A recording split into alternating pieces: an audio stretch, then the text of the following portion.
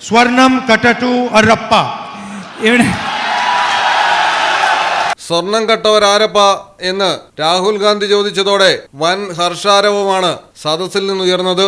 LDFകാർ അയ്യപ്പന്റെ സ്വർണം മാറ്റി ചെമ്പ് വെച്ചുവെന്നും മറുവശത്ത് ക്ഷേത്രങ്ങളെക്കുറിച്ചും ദൈവങ്ങളെക്കുറിച്ചും എപ്പോഴും സംസാരിക്കുന്ന ഒരാൾ ശബരിമല വിഷയത്തെക്കുറിച്ച് ഒരക്ഷരം മിണ്ടിയില്ലെന്നും CPM നേതാക്കൾ സ്വർണ്ണക്കൊള്ള നടത്തി ശബരിമലയെ ആക്ഷേപിച്ചിട്ടും എന്തുകൊണ്ടാണ് നരേന്ദ്രമോദി ഈ വിഷയത്തിൽ മൗനം പാലിക്കുന്നതെന്നും രാഹുൽ ഗാന്ധി ചോദിക്കുന്നു. Now I have a question for you. Swarnam Katatu Arappa. Swarnam Katatu Arappa. എനിക്ക് നിന്നോട് ചോദിക്കാൻ, സ്വർണം കട്ടത് ആരപ്പ?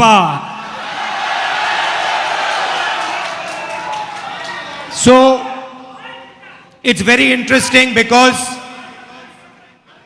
from this line you can understand the truth of the election in Kerala.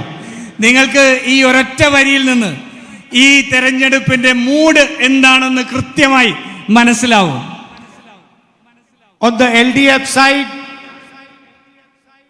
they literally stole the gold from Ayyappa's temple and replaced it with brass.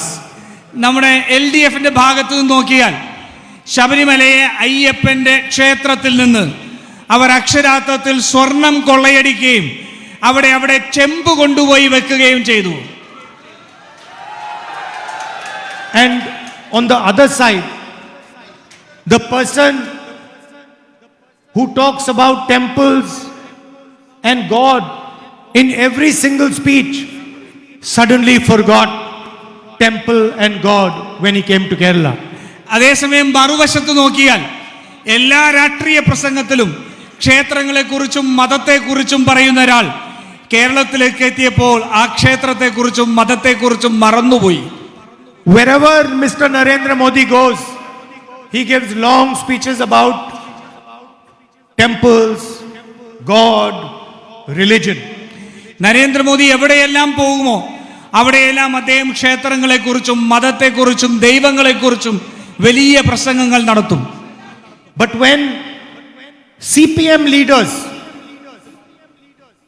steal from one of Kerala's biggest temples, when they steal the gold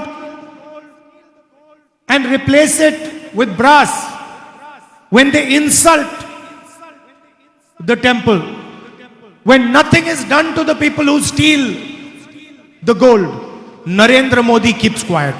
പക്ഷേ കേരളത്തിലെത്തുമ്പോൾ ഇവിടുത്തെ CPM നേതാക്കന്മാർ ശബരിമലയെ അയ്യന്റെ സ്വർണം കൊള്ളയടിച്ച് അവിടെ അതിനെ ചെമ്പ് മാറ്റി വെച്ചതിനു ശേഷം കേരളത്തിലെത്തുമ്പോൾ അതിനെ സംബന്ധിച്ച് ഒരക്ഷരം ഈ നരേന്ദ്രമോദി മിണ്ടുന്നില്ല.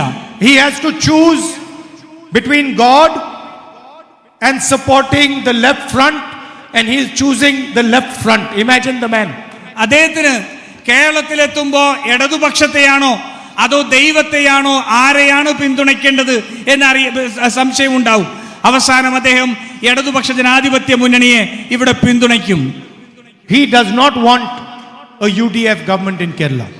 അദ്ദേഹത്തിന് കേരളത്തിൽ ഒരു UDFന്റെ ഗവൺമെന്റ് ഉണ്ടാകാൻ ഒരാഗ്രഹവുമില്ല. He knows that he can control the LDF government because of corruption. അദ്ദേഹത്തിന് കൃത്യമായി അറിയാം കേരളത്തിൽ ഒരു LDFന്റെ ഗവൺമെന്റ് ഉണ്ടായാൽ അവരുടെ അഴിമതി കൊണ്ട് അവരെ നിയന്ത്രിക്കാൻ സാധിക്കുമെന്നറിയാം. And he knows that LDF can never challenge him in Delhi.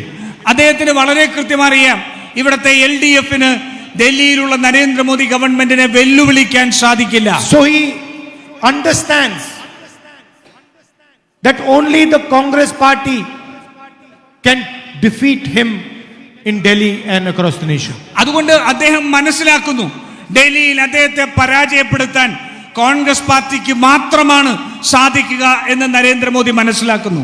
That is why he wants to strengthen the LDF in Kerala. അതുകൊണ്ടാണ് അദ്ദേഹത്തിന് കേരളത്തിലെ LDFനെ ശക്തിപ്പെടുത്തണം എന്ന് തോന്നുന്നത്. പത്തനംതിട്ടയിൽ നടന്ന UDF തെരഞ്ഞെടുപ്പ് പൊതുയോഗത്തിലാണ് കേരളത്തിലെ ഇടതു സർക്കാരിനെയും കേന്ദ്രത്തിലെ BJP ഭരണത്തെയും രാഹുൽ ഒരുപോലെ കടന്നാക്രമിച്ചത്. മലയാളം ടെലിവിഷൻ, പത്തനംതിട്ട.